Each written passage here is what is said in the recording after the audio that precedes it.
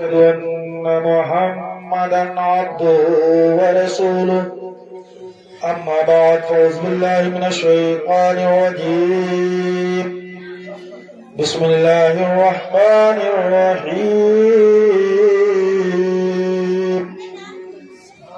يا أيها الذين آمنوا اتقوا الله وكونوا مع الصادقين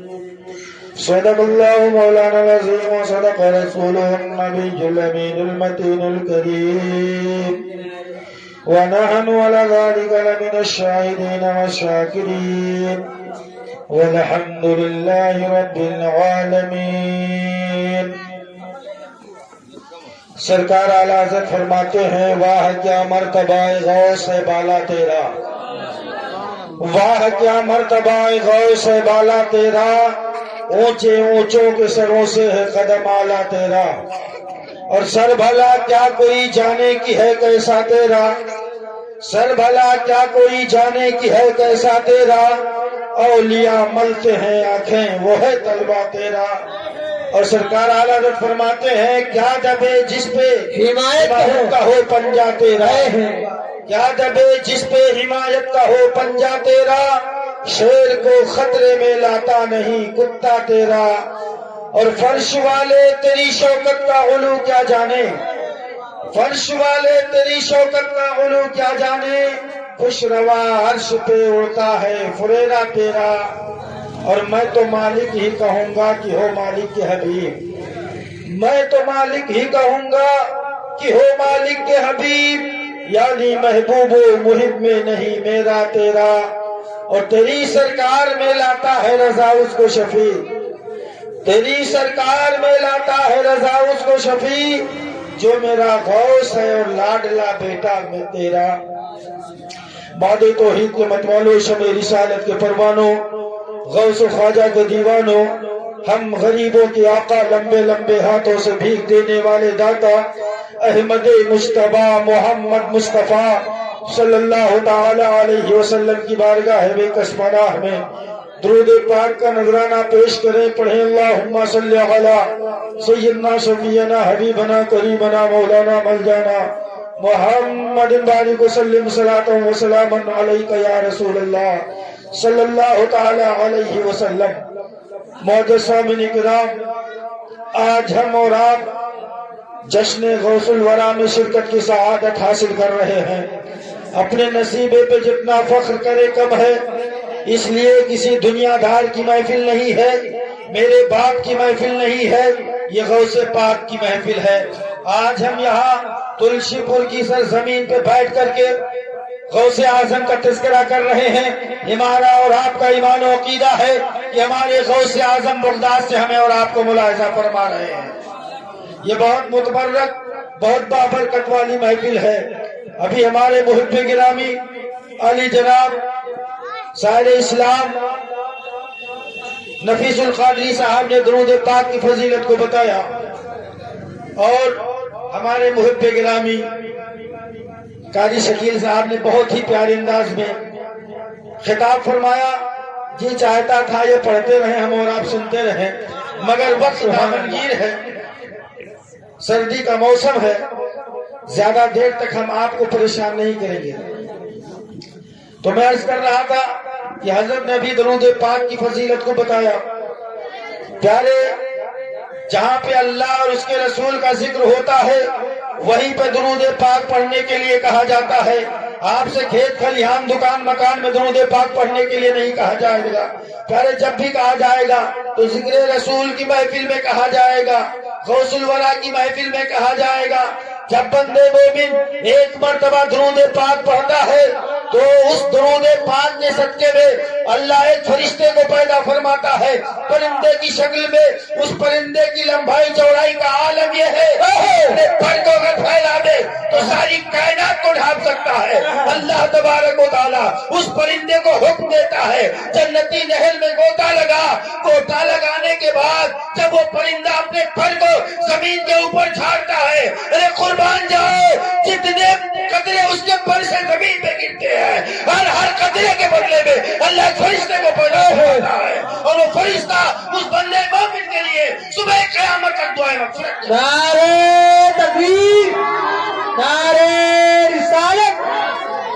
سکے اعلیٰ حضرت علماء اہل سنت علامہ ضیاء الحق صاحب قبلہ نعرہ تکبیر سبحان اللہ۔ جب دعا یاد نہ آئے تو درود پاک پڑھ لیا کرو، ہر دعا کے بعد جب دعا نہ یاد آئے تو درود پاک پڑھ لیا کرو، دعا کے وقت پہ درود کام دے دیتا ہے۔ کوئی بھی دعا جب نہ یاد ہو کہیں کی تو درود پاک پڑھ لیا کرو، انشاءاللہ اس دعا کا ثواب تمہیں مل جائے گا۔ تو پیارے میں عرض کر رہا تھا یہ جشن غوث الورا ہے، خلوص و للہیت کے ساتھ بیٹھو، ادب و احترام کے ساتھ بیٹھو، جن کی محفل میں تم بیٹھے ہوئے ہو یہ مردوں کو زندہ کر دیا کرتے ہیں۔ ابھی جس آیت کریمہ کو میں نے پڑھی ہے، اللہ تبارک و تعالیٰ قرآن کریم میں ارشاد فرماتا ہے یا ایھا الذین آمنوا اتقوا اللہ وکونوا مع الصادقین۔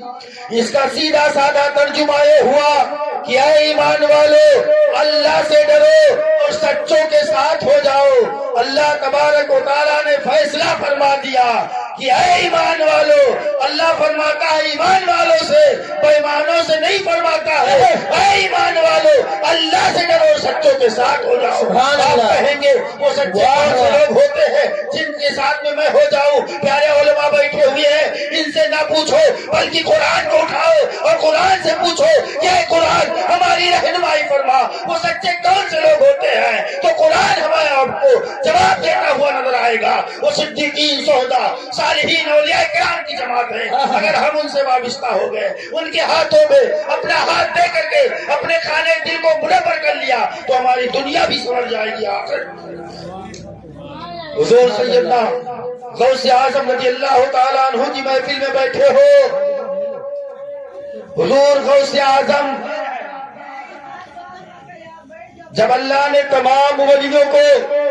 ولایت کے درجے پہ فائز فرمایا تو کسی کو 10 سال کے بعد، کسی کو 20 سال کے بعد، کسی کو 40 سال کے بعد ولایت کا مرتبہ دیا ہے۔ ارے قربان جاؤ، جب غوث اعظم کی باری آتی ہے تو اللہ نے غوث اعظم کو مادر ذات بڑی بنا کر دنیا میں مادر ذات بڑی بنا کر کے دنیا میں بھیجا ہے۔ اور حضور غوث اعظم جب ماں کے شکم میں تھے، جب آپ کی پرورش ماں کے پیٹ میں ہو رہی تھی، اس وقت بھی آپ سے کرامتیں صادر ہو رہی تھی۔ واہ واہ بے شک سبحان اللہ۔ اس وقت بھی کرامتیں صادر ہو رہی تھی، اور جب آپ کی روح عالم ارواح میں تھی اس وقت بھی اللہ نے آپ کے روح کو حاضر فرمایا تھا۔ پیارے میرے آقا سرور کائنات صلی اللہ تعالی علیہ وسلم جب معراج کے لیے جا رہے تھے، اللہ نے حضرت جبرائیل کو حکم دیا تھا، کہا تھا جاؤ میرے محبوب کو میری بارگاہ میں لے کر کے آؤ۔ اس وقت میرے آقا سرور کائنات صلی اللہ تعالی علیہ وسلم حضرت ام ہانی کے مکان میں آرام فرما تھے، وہ خواب تھے۔ جب اللہ نے حضرت جبرائیل کو بھیجا، وہ مکان میں نے اپنے ماتھے کی نگاہوں سے دیکھا ہے، مکان نہیں دیکھا ہے مگر اس جگہ کو دیکھا ہے جہاں پہ براق باندھی گئی تھی۔ جب حضرت جبرائیل علیہ السلام پہنچتے ہیں ام ہانی کے مکان میں، میرے آقا آرام فرما رہے ہیں، حضرت ام ہانی سرکار کو پستل لگاتی ہے، لگانے کے بعد اس گھر کا پہرا دے رہی ہے، دروازے کو بند کر دیتی ہے کہ کوئی چیز میرے بھتیجے کو تکلیف نہ پہنچے، کوئی چیز میرے بھتیجے کو تکلیف نہ پہنچا دے۔ ارے قربان جاؤ، جب حضرت جبرائیل حاضر ہوتے ہیں، دروازہ بند پاتے ہیں، سوچتے ہیں جاؤں تو کیسے اندر جاؤں، محبوب کو کیسے جگاؤں، تو غیب سے آواز آتی ہے، ارے ام ہانی کا چھت پھٹ جاتا ہے، حضرت جبرائیل علیہ السلام حاضر ہوتے ہیں۔ پھر میرے آقا بہمے خواب ہے، وہ سوچتے ہیں جگاتا ہوں تو بے حرمتی ہو جائے گی، بے ادبی ہو جائے گی، رب کی بارگاہ میں عرض کرتے ہیں یا اللہ تیرا محبوب سو رہا ہے، تو کیسے پیارے سوچو بچانے پڑے ہیں۔ رب کی جانب سے آواز آئی، اے جبرائیل اپنی کافوری والی آنکھ، اپنی کافوری والی ووٹ کو نبی کے تلوے سے لگائے، میرا محبوب اٹھ جائے گا، میرا محبوب اٹھ جائے گا۔ حضرت جبرائیل علیہ السلام نے اپنی آنکھ کو لگایا، میرے آقا صلی اللہ تعالی علیہ وسلم کے تلوے سے میرے آقا بیدار ہو جاتے ہیں، میرے آقا بیدار ہو جاتے ہیں۔ جب براق پر سواری کرنے کا وقت ہوتا ہے کہ میرے آقا اس براق پہ سوار ہو تو براق مچل رہا تھا، مچل رہا تھا، کہا ہے میرے آقا پہلے میرے گردن پہ اپنے دست کو پھیر دو.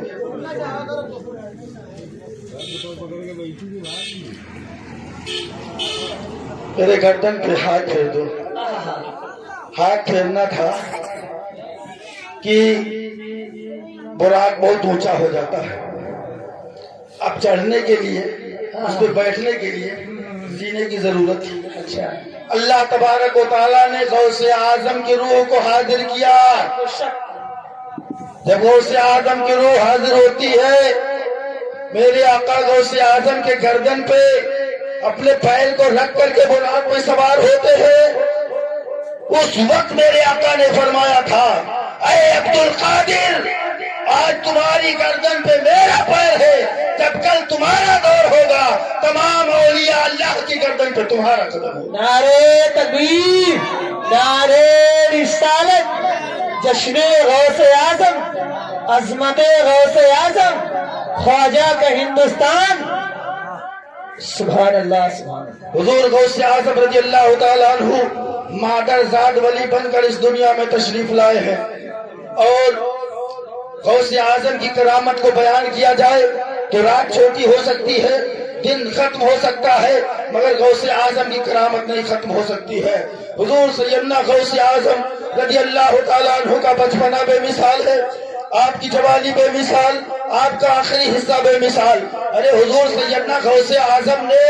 40 سال تک عشاء کے وضو سے فجر کی نماز ادا فرمائی. بے شک بے شک 40 سال تک عشاء کے وضو سے فجر کی نماز ادا فرمائی ہے. میرے حضور غوث اعظم سے تم سچی پکی محبت کر لو اور شریعت مصطفیٰ پر چلنے لگو تو انشاءاللہ تمہاری دنیا بھی سنور جائے گی اور آخرت بھی سنور جائے گی.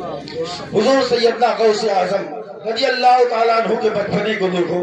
بس 2 کرامتیں سماعت کر لیں پھر انشاءاللہ میں اپنی جگہ لے لوں گا, اس لیے کہ ہمارے محب گرامی مولانا عارف صاحب بڑے کر و فر کے ساتھ رونق اسٹیج ہیں, تو تھوڑی دیر کے بعد اپنی جگہ لے لوں گا اور اس میک کو حضرت کے حوالے کر دوں گا. حضور سیدنا غوث اعظم رضی اللہ تعالیٰ عنہ کی پرورش کہاں پہ ہوئی؟ آپ کے نانا کے گھر ہوئی. آپ کو تربیت کہاں دی گئی؟ نانا کے گھر دی گئی. میرے آقا غوث اعظم رضی اللہ تعالیٰ عنہ کے بچپنے کا عالم ہے. آپ کی پرورش آپ کے نانا کے گھر ہو رہی ہے. شیخ عبداللہ صوبئی رضی اللہ تعالیٰ عنہ کی نگرانی میں آپ کی تعلیم ہو رہی ہے. حضور سیدنا غوث اعظم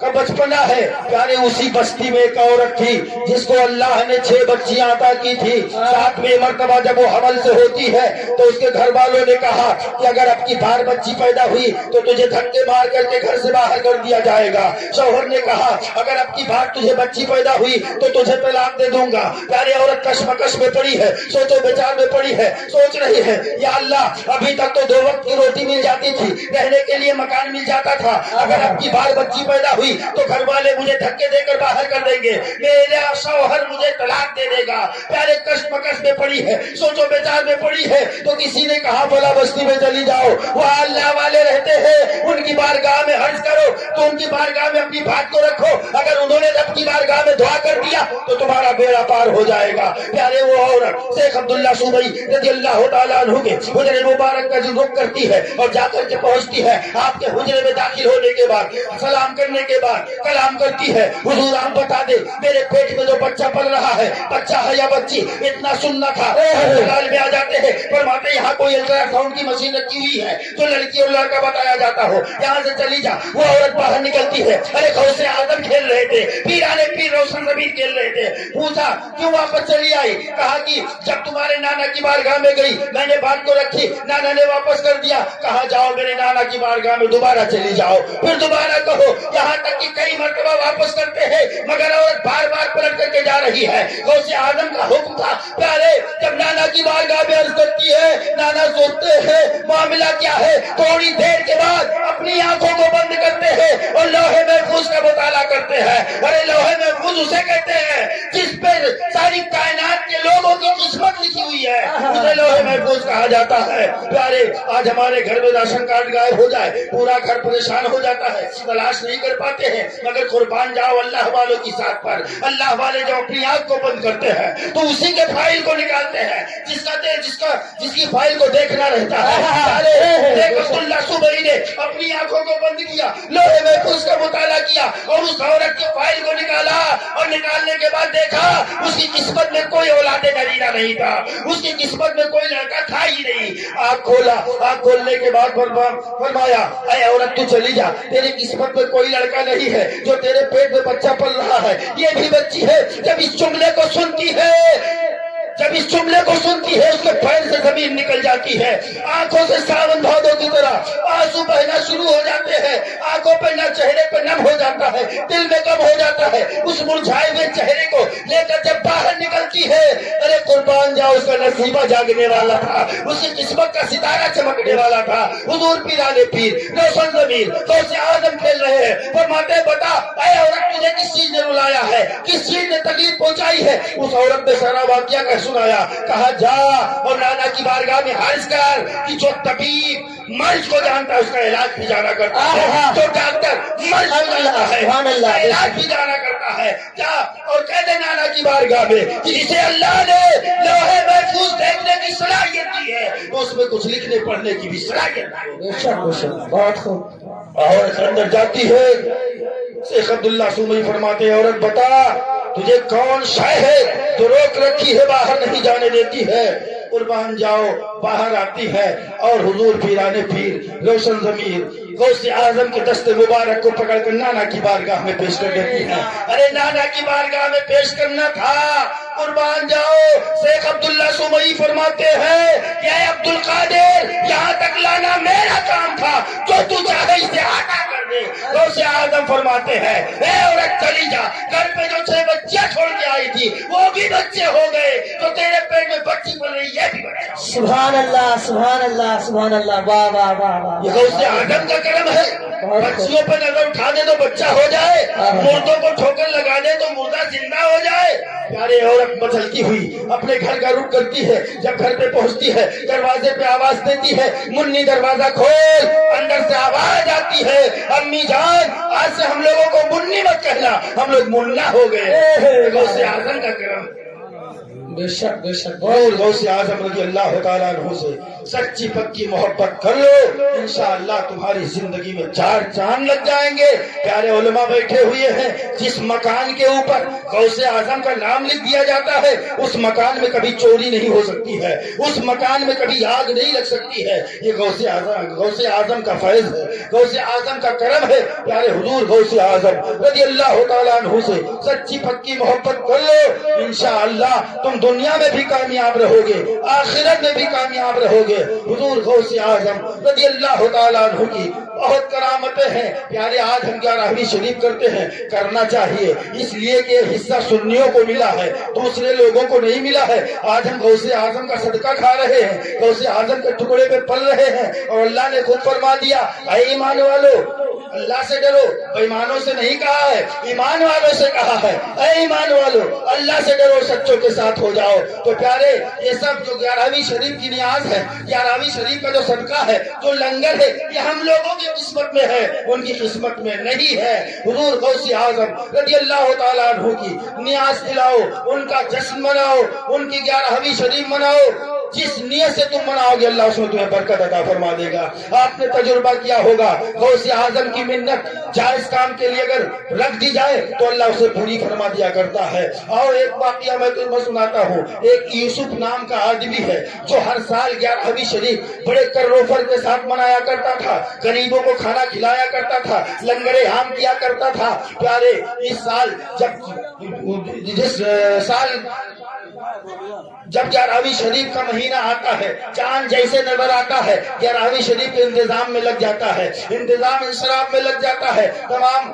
لوگوں کو بلا کر کے دعوت دے دیتا ہے کہ کل 11ویں شریف ہے یہاں تک کہ 10 تاریخ آ جاتی ہے تو वो यूसुफ नाम का आदमी जो है वो अपनी बीवी को बुलाता है, कहता है शरीक हयात खुदा ना खास्ता अगर मैं दुनिया से चला जाऊं तो जिस तरीके से मैं हर साल 11वीं मनाता था तुम भी उसी तरीके से मनाती रहना, और जब शाम का वक्त हो जाए तो मुझे सुपुर्दे खाक कर देना, और मेरे मरने की खबर किसी पे जाहिर मत होने देना। प्यारे आज का इंसान कहता है नबी को 40 साल के बाद नबूवत मिली है। अरे नबी को पीछे का इल्म नहीं है मादल्ला। अरे उनसे उन गंवारों से कोड़ियों से कहो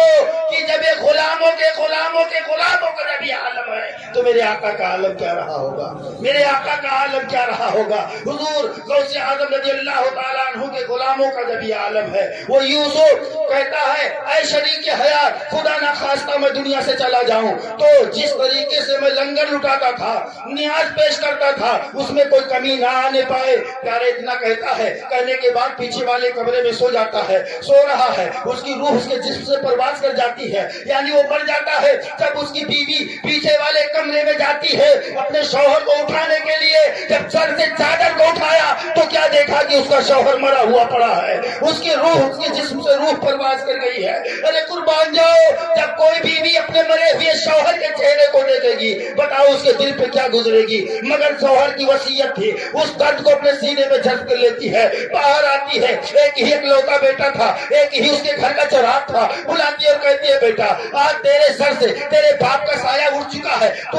यतीम हो गया है। प्यारे इतना सुनना था, बेटे ने कहा माँ तू क्या कह रही है, मामला क्या है? तो माँ ने कहा हाँ बेटा सच है, अगर ना यकीन हो तो पीछे वाले कमरे में चला जा जहाँ तेरे बाप की लाश पड़ी हुई है। प्यारे बच्चा जाता है, जब सर से चादर को उठाता है, जब मरे हुए बाप के चेहरे को देखता है, बताओ उसके दिल पे क्या गुजरी होगी। मगर बाप ने वसीयत किया था कि मेरे मरने की खबर किसी पे जाहिर मत होने देना। प्यारे सुबह का वक्त होता है, तमाम खुद्दाम आ जाते हैं, तमाम मुंतज़मीन आ जाते हैं और 11वीं शरीफ के इंतजाम में लग जाते हैं, न्याज में लग जाते हैं। जब वक्त होता है न्याज पेश की जाती है, पेश करने के बाद लंगर चालू हो जाता है, लोग आते हैं खा के चले जाते हैं, यहाँ तक कि दोपहर का वक्त हो जाता है, सारे लोग खाना खा के चले जाते हैं। उसके बाद में एक सफेद पोशाक में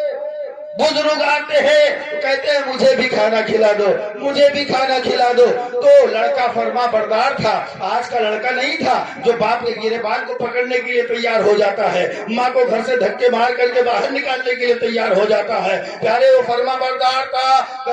अंदर जाता है, दस्तरखान लगाता है, खाना सजा देता है, कहता है हुजूर चलिए खाना तनाउल फरमा लीजिए। जब दस्तरखान लग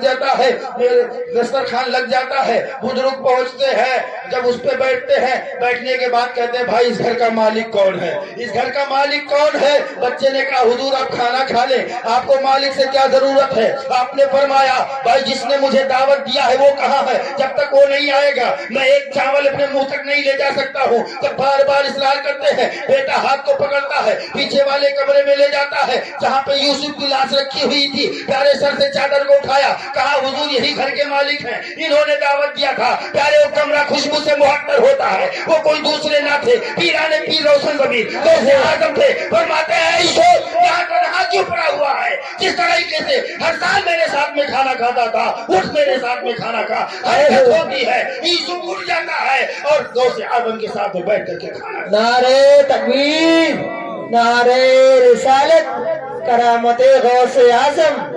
मसलके आला हज़रत, उलमाए अहले सुन्नत